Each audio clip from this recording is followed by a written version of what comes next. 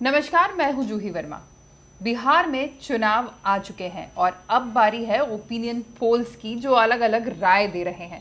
वैसे इस बार बिहार में चुनावी समीकरण बेहद दिलचस्प हैं। कुछ नए गठबंधन बने हैं, कुछ पुराने गठबंधन हैं और कुछ पार्टियां इधर से उधर हुई हैं। खास तौर से लोक जनशक्ति पार्टी यानी चिराग पासवान की पार्टी, जो बिहार के मैदान में सबसे अलग खड़ी हुई है। तो इस बार ओपिनियन पोल क्या कहता है? सबसे बड़े ताज्जुब की बात यह है कि ओपिनियन पोल एनडीए और महागठबंधन के साथ साथ चिराग की पार्टी को भी उतना ही तवज्जो दे रहे हैं जितना कि इन बड़े गठबंधनों को मिल रहा है।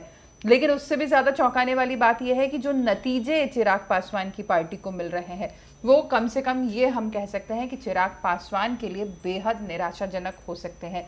कुछ एक जो चैनल्स हैं बिहार के लोकल, उन्होंने अपना ओपिनियन पोल किया है, जिसमें से एक ओपिनियन पोल ने महागठबंधन यानी जिसमें तेजस्वी यादव और कांग्रेस है साथ में, उसको जीत के लिए दिए हैं 88%। यानी 88% बिहारियों का मानना है कि महागठबंधन की सरकार इस बार बनेगी। और इसके बाद एनडीए को मिले हैं सिर्फ 5%। एनडीए यानी नीतीश कुमार जो मौजूदा मुख्यमंत्री है बिहार के, वो और उनके साथ उन पर दांव लगाने वाली बीजेपी, इन दोनों के साथ को सिर्फ 5% मिले हैं। बीजेपी प्लस एलजेपी यहाँ पे इन्होंने अपने पोल में किया हुआ है। हालांकि एलजेपी अलग है, अकेली है, उसको 3% दिए हैं और इसके अलावा जो बची कुची पार्टीज होंगी उसको 4% दिए हैं।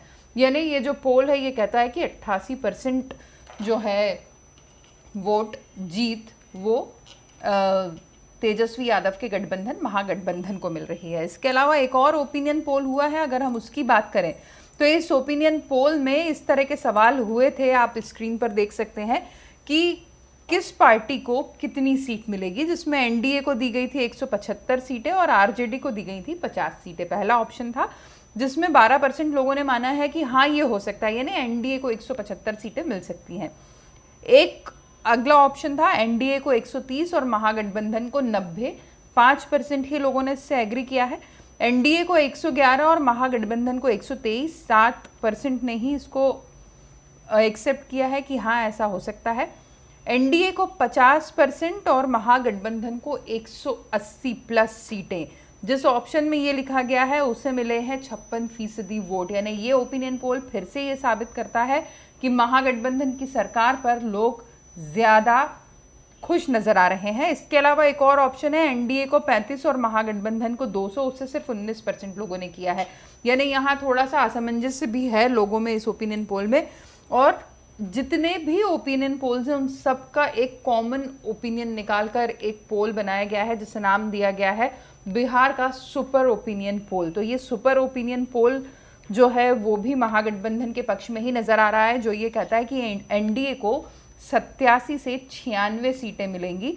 इसके अलावा महागठबंधन को 139 से 145 और एलजेपी के लिए तो बहुत ही बुरी खबर है, 2 से 6 सीटें महा ओपिनियन पोल में दी गई है। और ये 2 यानी ये आंकड़ा है जो पिछला विधानसभा का जो रिजल्ट था, जो अपना परफॉर्मेंस था, वही दोहरा सकती है चिराग पासवान की पार्टी। और अगर कुछ बेहतर करे तो बमुश्किल 4 सीटें ज्यादा निकाल पाएगी, इस ओपिनियन पोल का ये दावा है। और अन्य को इसने दिए हैं 5 से 7 सीटें।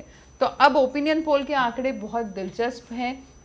जो बिहार से बाहर के लोगों को नजर आता है कि नीतीश कुमार का फेस है, जो बीजेपी भी मान के चल रही है, और नरेंद्र मोदी जी का फेस जो है वो वहां पर जीत दिलाएगा।